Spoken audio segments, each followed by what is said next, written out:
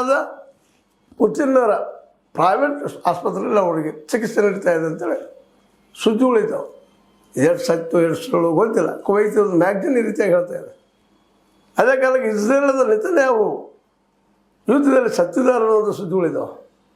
ಅಂದ್ರೆ ಈ ಯುದ್ಧ ಇಸ್ರೇಲ್ ಅಮೇರಿಕೆಗೆ ದೊಡ್ಡ ಹೊಡೆತ ಕೊಟ್ರೆ ಇರಾನದಲ್ಲೂ ಸಾವು ಆಗಿದಾವ. ಆದರೆ ಇಡೀ ಇರಾನನ್ನು ಇವತ್ತು ಯುದ್ಧಕ್ಕೆ ರೆಡಿಯಾಗಿ ನಿಂತುಬಿಟ್ಟದೆ. ಇವತ್ತು ಒಬ್ಬ ನಾಯಕನ ಸೊಲಿಸಲೇ ಇಲ್ಲ, ಒಬ್ಬ ನಾಯಕನ ಕೊಂದ್ರಲ್ಲ, ಇನ್ನೂ ಬಿಟ್ಟಿರ್ತಾನೆ, ಮತ್ತೆ ಬಿಟ್ಟಿರ್ತಾನೆ. ಹೇಳ್ತೀನಿ ಈಗಾಗಲೇ ಹಿಂದಿನ ಎಪಿಸೋಡಲ್ಲಿ ಹೇಳಿದ್ದು ನೀವು.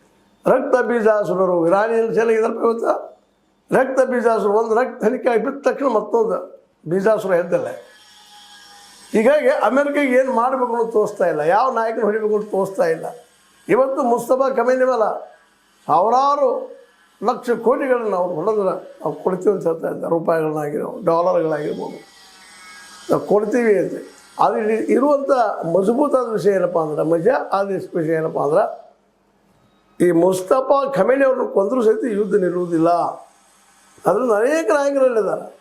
ಅಮೇರಿಕ ವಿರೋಧ ಭಾವನೆಗಳು ಹೇಳಿದ್ದಾವೆ. ಇಲ್ಲಿ ಬಂದಿದ್ದೇನಪ್ಪ ಅಂದ್ರೆ ಕ್ರಿಶ್ಚಿಯಾನಿಟಿ ವರ್ಸಸ್ ಇಸ್ಲಾಮಿಸ್ಟ್ ಇದು ಬೆಳೆದದೆ ಇವತ್ತು. ಹೀಗಾಗಿ ಈ ಯುದ್ಧ ಕೇವಲ ಇದು ವೈಜ್ಞಾನಿಕ ಯುದ್ಧ ಮತ್ತೊಂದಾಗಿ ಉಳಿದಿಲ್ಲ. ಇಲ್ಲೂ ಸಹಿತ ಧರ್ಮದ ಛಾಯೆ ನಾವು ನೋಡಬೇಕಾಗಿದೆ. ಇರಾನದರಿಂದ ಒಂದು ಸ್ಫೂರ್ತಿ ಬರೋದಕ್ಕೆ ಕಾರಣ ಇರಾನಿಯತ್ ಅಂದ್ರೆ ವಿಶೇಷವಾಗಿ ಸಂಸ್ಕೃತಿ, ನಮ್ಮ ಸಂಸ್ಕೃತಿ ಬದಲಾಗಿ ಜೊತೆಗೆ ಇಸ್ಲಾಮಿನ ಸಂಸ್ಕೃತಿಯನ್ನು ಉಳಿಸ್ಕೊಳ್ಬೇಕು ಅನ್ನುವಂಥ ಛಲ. ಹೀಗಾಗಿ ಅನೇಕ ಇವತ್ತು ಮುಸ್ಲಿಂ ರಾಷ್ಟ್ರಗಳು ಸಹಿತ ಇರಾನಿಗೆ ಬೆಂಬಲ ಸೂಚುವಂಥ ಲಕ್ಷಣ ಕಾಣ್ತಾ ಇದ್ದಾವೆ. ಹೀಗಾಗಿ ಇದು ಟ್ರಂಪ್ ಅವರು ಏನೋ ಮಾಡಲಿಕ್ಕೂ ಏನೋ ಆಯಿತು ಅಂತಾರೆ. ಗೌರಿ